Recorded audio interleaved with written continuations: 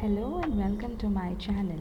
Students, today we are going to learn about 3 questions written by Leo Tolstoy. This is our very first chapter in class 7 and we will be learning about its author, characters and many other things. Beginning with the author himself, let's learn about him. Leo Tolstoy, a Russian writer who is regarded as one of the greatest authors of all time. He was born on 9 September 1828 in Russia. Some of his famous works: War and Peace, Anna Karenina. Now, let's look at the characters in the lesson. The king, the hermit, and a wounded man. Let's listen to the story. This story is about a king who has 3 questions and approaches a hermit for the answers to his questions. So let's begin. Once there was a king who had 3 questions. The questions were: what is the right time to begin something? Which people should I listen to? What is the most important thing for me to do? The king sent messengers to look for people who could answer these questions satisfactorily. He even announced a reward for the same. Many wise men came and gave different answers to the king's questions. In reply to the first question, some suggested that the king must prepare a timetable and then follow it strictly. Only in this way can he do everything at its proper time. But a few said it's impossible to decide in advance the right time for doing something. The king should notice all that is going on, avoid foolish pleasures, and always do whatever seemed necessary at that time. A few others recommended that the king should appoint a council of wise men to make decisions and to act at the right time. Others then stated that some matters can be urgent, hence, waiting for the council meet won't be possible, so that seeing the future will be the appropriate thing, so that one can be alert, and only magicians could help them to see the future. Hence, the king was advised to go to the magicians. The king's second question about whom should he listen to? The wise men were divided in their opinions now. They were divided between counselors, priests, doctors, and soldiers. Some said that counselors were the most important people, whereas others said priests. A few of them said doctors should be given importance, and the remaining said soldiers were the most important people for the king. The king's third question was, what is the most important thing for him to do?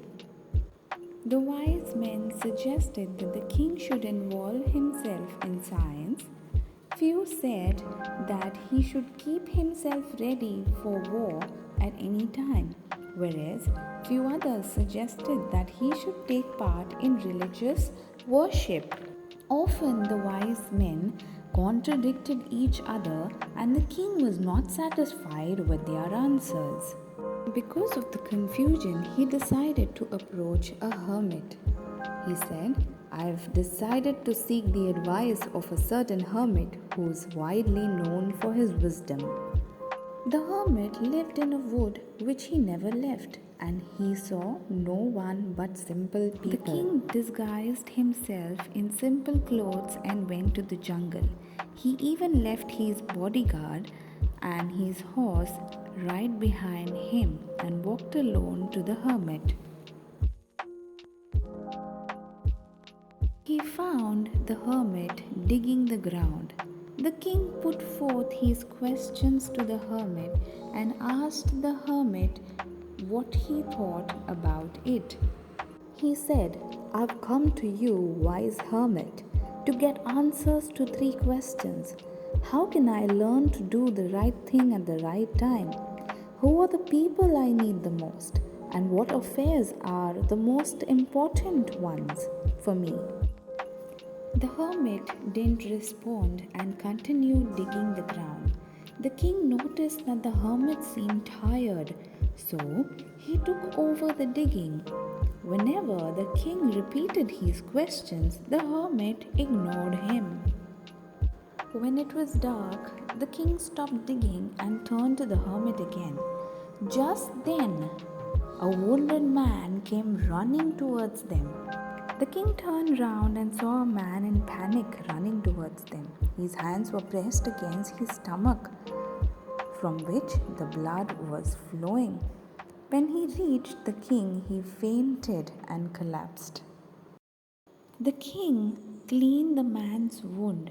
They took him inside the hut, and the king took care of the wounded man throughout the night.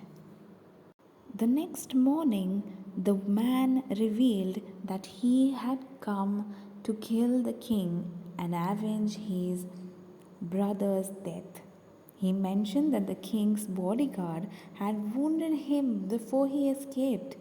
Since the king had saved his life, the man promised to be a faithful servant to the king.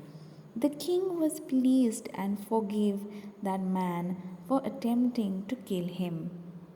Before leaving, the king returned to the hermit and pleaded for the answers to his questions. The hermit replied that the king's questions had already been answered. The king was surprised. The hermit explained that if the king had not stayed back to him to help him with the digging, he would have gone away and the man would have killed him. So, the most important time was the time the king spent digging. The most important person was the hermit, and the most important business at that time was helping the hermit. Then, when the wounded man arrived, the most important time was the time spent caring for him. He was the most important person, and saving his life was the most important business. The hermit told the king that the most important time is now.